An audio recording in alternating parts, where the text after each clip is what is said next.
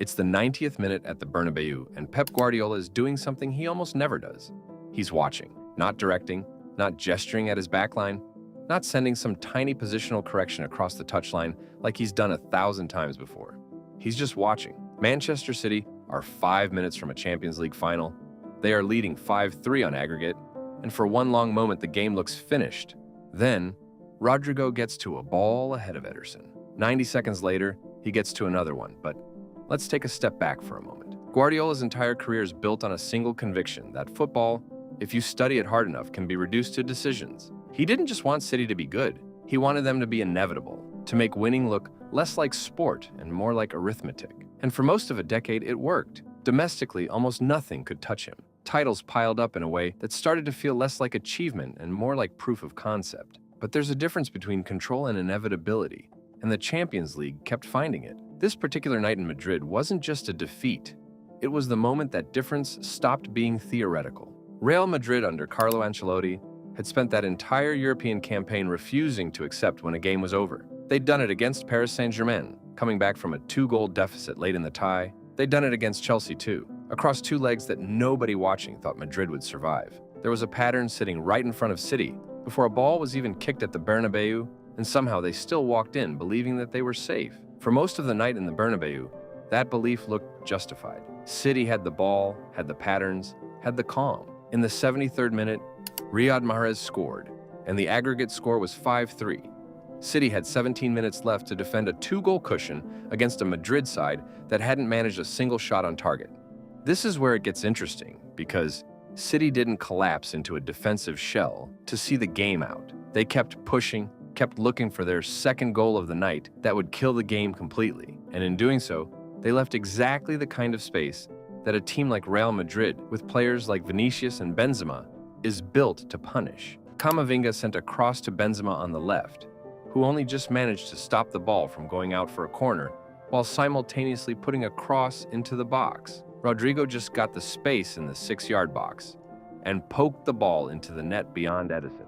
Just a minute later, Carvajal sent a cross into the Manchester City box, and it was Rodrigo who was there once again. He headed the ball into the net and left Ederson rooted to the spot. And just like that, in 2 quick minutes, Real Madrid had wiped away Manchester City's advantage. The 90 minutes finished, and the score was 5-5 on aggregate. 5 minutes into extra time, Ruben Dias brought down Benzema in the box, and Benzema scored the penalty himself. Real Madrid were through, 6-5 on aggregate.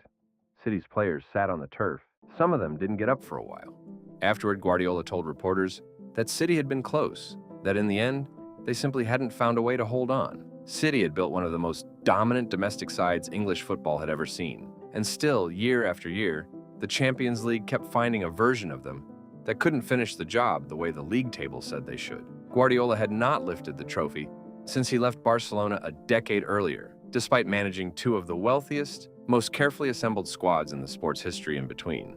The easy read is that Guardiola overthinks the biggest games, that his need to solve every match fresh, to find some small tactical wrinkle nobody else has spotted, occasionally works against him when a simpler approach might hold up better under pressure. There's probably some truth in that, but it misses the deeper thing happening underneath it. Guardiola doesn't build his teams to survive chaos.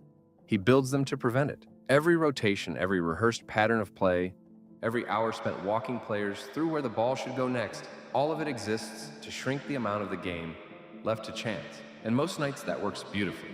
The problem is that football, at its absolute limit, doesn't run out of chance. It runs on it. Real Madrid that season were the opposite proof. Ancelotti's team had no interest in eliminating uncertainty. They seemed to trust it. Down against City, down against Chelsea, down against PSG earlier that same run, they kept playing as though the story wasn't finished. Because somewhere in that squad's memory, it usually wasn't. That's not a system. That's a belief, passed player to player, that the ending hasn't been written yet. And belief, unlike a passing pattern, can't be drilled into a team on a training ground. It either exists or it doesn't.